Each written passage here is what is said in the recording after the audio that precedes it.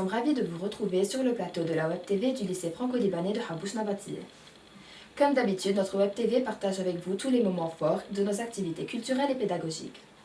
À présent, nous allons vous présenter notre premier journal de cette année. À l'occasion de la semaine des lycées français qui a pour cette année pour thème plurilinguisme et pluralité culturelle, nos élèves vous ont préparé une courte vidéo intitulée « Pour moi la langue est » dans laquelle ils s'expriment sur leur façon de voir la langue. Le français, c'est la langue de la poésie et de l'amour. لغتنا العربية انتماء وهوية. لغتنا كون مفتوح لا محدود. إن غصنا فيها نستكشف عوالم ذاتنا وجذورها ومحيطنا وآفاقه. English offers opportunities and opens many locked doors for a great future. La lengua española para mí es la lengua del alma y de la mente. Es la lengua del amor y de la esperanza. Для меня русский – это язык души. Когда я на нем говорю, то чувствую лишь свободу. C'est cette double identité qui a fait de nous ce que nous sommes aujourd'hui. Toujours dans le même contexte du plurilinguisme, les élèves de 5e A et B présenteront une fable de La Fontaine intitulée « Le renard et le raisin », traduite par Mohamed Osman Jalal, qui l'a racontée à sa manière tout en lui gardant son aspect didactique. Qui est Jean de La Fontaine?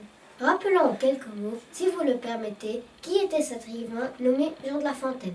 Sous Louis XIV, c'est un des poètes français les plus réputés du XVIIe siècle, connu pour l'écriture des fables mettant en scène des animaux. Une fable est une courte histoire teintée d'humour, le plus souvent écrite en vers. Elle a pour but de distraire le lecteur en l'instruisant, c'est pourquoi elle se conclut sur une leçon qu'on appelle la morale. Le renard et le raisin.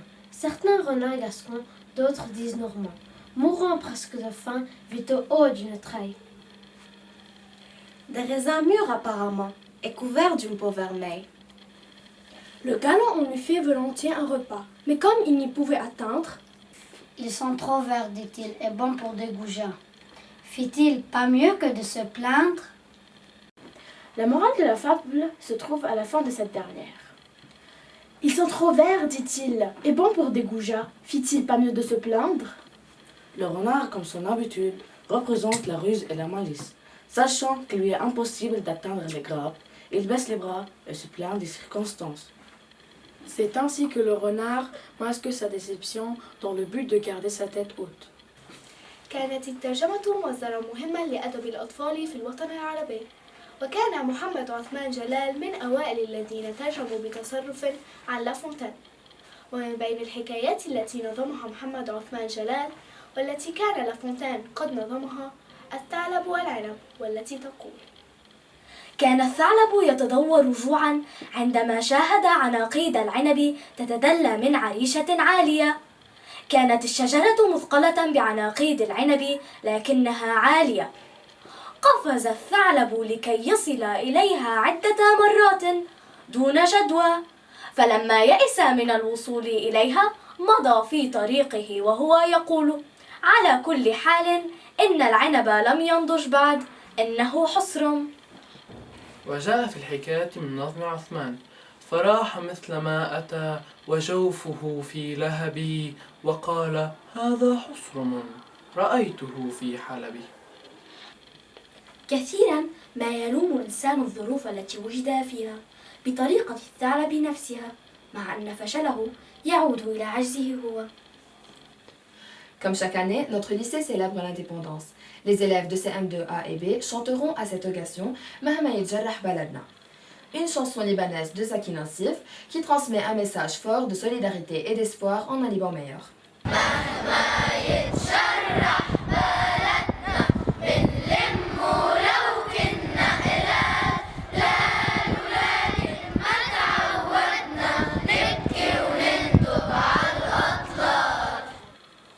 L'association sportive de notre lycée participe chaque année à des compétitions nationales et internationales. Je vous laisse avec ma collègue qui va vous l'expliquer. Notre établissement scolaire est doté d'une association sportive ouverte aux élèves volontaires du second degré, de la 6e à la terminale. Les après-midi des lundis, mercredis et vendredis sont réservés aux activités sportives. Cette association est un champ d'expérience d'une particulière richesse. Elle offre l'approfondissement de la pratique sportive et permet aux jeunes de participer à des compétitions au Liban et à l'étranger. En effet, une équipe formée par les élèves de la seconde se présentera à une première sélection le 15 décembre. L'équipe sélectionnée participera avec d'autres équipes des établissements de l'AEFE aux Jeux internationaux de la jeunesse qui se dérouleront à Beyrouth au mois de juin 2019. Ils regrouperont des tournois, des courses, des jeux aquatiques et des activités sportives diverses. Le Liban aura la chance d'accueillir 60 établissements des 4 coins du monde. Une autre équipe formée par les élèves de 3e participera aux Jeux du Golfe qui auront lieu au mois de janvier prochain à Dubaï. Nos web reporters ont interviewé l'auteur de bande dessinée Zena Abirached lors d'une visite au Salon du Livre. Allons ensemble à sa rencontre. Signature, rencontres et conférences. C'est ici où se rassemblent lecteurs et auteurs francophones. Nous nous trouvons aujourd'hui au Salon du Livre à Beyrouth, classé 3e après ceux de Paris et Montréal, créés en 1992. À l'initiative de l'ambassade de France, ce salon accueille chaque année entre 50 000 et 100 000 visiteurs. Nous y sommes non seulement pour explorer ce salon avec le monde de soif de savoir, mais également pour interviewer la fameuse écrivaine de bande dessinée franco-libanaise Zena Abirached qu'on rencontrera sur le stand de l'AEFE. Comment est apparue l'envie d'écrire ? L'envie d'écrire, elle est arrivée au moment de la reconstruction de Beyrouth, au moment donc où la ville telle que je l'avais connue jusque-là était en train de disparaître. Et je ne reconnaissais plus les façades, les rues, et donc j'ai eu ce besoin urgent de les décrire pour garder une trace de cette ville que j'avais connue et qui était en train de disparaître. Et donc l'écriture est arrivée comme ça, et très vite le dessin aussi pour les mêmes raisons, pour garder une trace de cette ville. Et après, c'est construit quelque chose qui m'intéresse énormément, et c'est aussi pour ça que je fais de la bande dessinée, c'est ce rapport entre le texte et l'image, c'est-à-dire comment le texte et l'image se répondent, ne racontent pas la même chose, comment on peut parfois dire dans le texte quelque chose et montrer autre chose dans l'image qui vient, comment l'image en fait est narration et vient enrichir le texte. Et c'est ce rapport entre le texte et l'image, ce ping-pong permanent entre ce que dit l'image et ce que dit le texte qui m'intéresse. Et c'est pour ça que je fais de la bande dessinée et pas autre chose. Vous habitiez à Beyrouth pendant la guerre civile dans une zone de démarcation. Comment avez-vous vécu cette période de guerre ?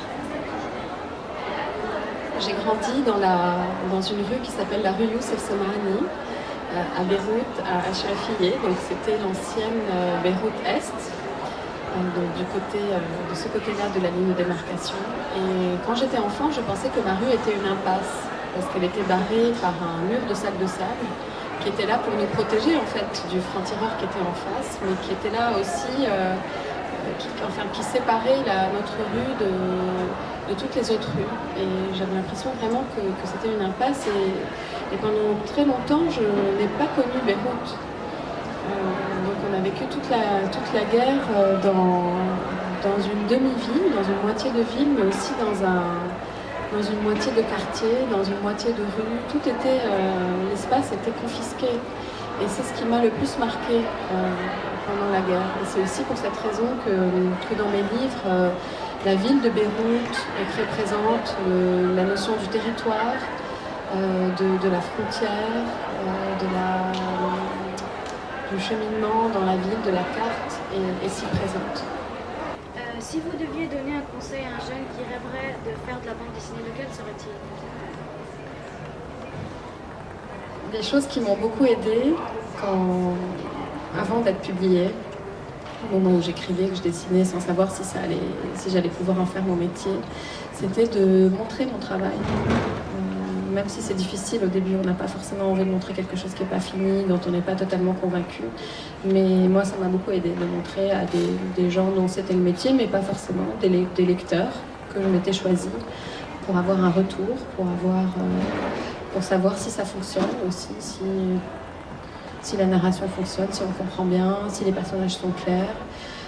Et ça permet d'avoir un peu de recul sur son propre travail. Ça, c'est, je pense, très important.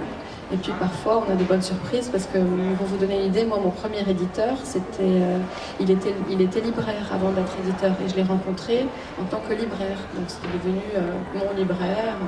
On était presque amis. Je lui montrais mon travail. Je lui faisais lire des passages.